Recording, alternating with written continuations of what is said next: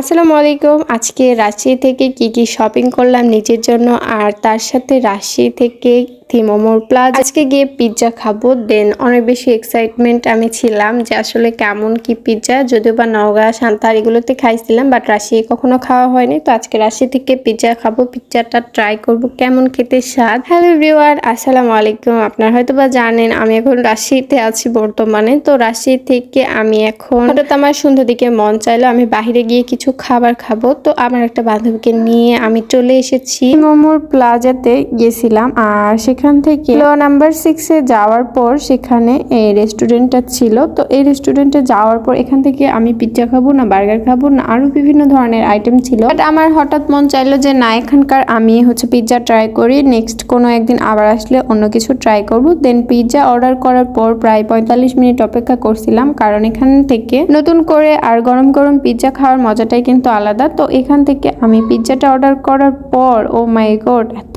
পরিমাণ টেস্টি ছিল আর এত পরিমাণ সফট ছিল যেটা বলার মতো না। আর খেতে কিন্তু অনেক বেশি টেস্টি ছিল আর অনেক বেশি মজা ছিল, এত স্বাদ ছিল আমি বলে বোঝাতে পারবো না। আর এই কনকনে ঠান্ডা আইসক্রিম আমি এখন খাবো, আমার হঠাৎ খেতে মন চাইছে। তো মোমোর প্লাজার নিচ তালাতে আমি এটা পাইলাম, তো এখান থেকে একটা আইসক্রিম অর্ডার করলাম। আইসক্রিমটা এখন আমাকে বানিয়ে দিবে, তো এটা আইসক্রিম খাবো। খাওয়ার পর গাইস রাতের বেলা এত পরিমাণ গলার ব্যথার টেলায় আমি ভাবছিলাম যে আল্লাহ কিসের জন্য যে খাইলাম আইসক্রিম। যাদের একটু বেশি ঠান্ডা লাগে তো তাদের একটু উচিত যে ঠান্ডাটা মেনটেন করে চলার, মানে ঠান্ডা জিনিস খাবার, বাট আমি তো সেটা বুঝি না। আমার তো মন চায় ঠান্ডা জিনিস রাতের বেলায় খেতে ভালো লাগে। ভালো তো লাগলে হবে না, যে কষ্টটা হয় এটা সহ্য করব কেমনে বলেন। তো এখান থেকে প্রায় আমি পিৎজা অর্ডার করার পর প্রায় 45 মিনিট পর্যন্ত এখানে বসেছিলাম।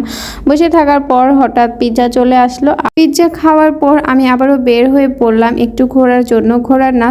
এবার আমি শপিং করতে যাব। তো এখানে রাজশাহী থেকে আমি আজকে 3 পিস নিব নিজের জন্য। দেখা যাক এখানে অনেকগুলো কালার বের করেছে, আর তার সাথে আমার একটা বেডশিট লাগতো, তো সেটার জন্য সেটা আমি আবার দেখতেছিলাম এখানে আসলে কোনটা আমার কাছে ভালো লাগবে, কোন বিছানায় পারলে কোনটা ভালো লাগবে। তো এই সব কিছু দেখার পর আমার হঠাৎ মন চাইলো যে আমি ওই গোলাপি কালারটাই নেই। দেন তারপর আমি চলে আসলাম 3 পিসের দোকানে।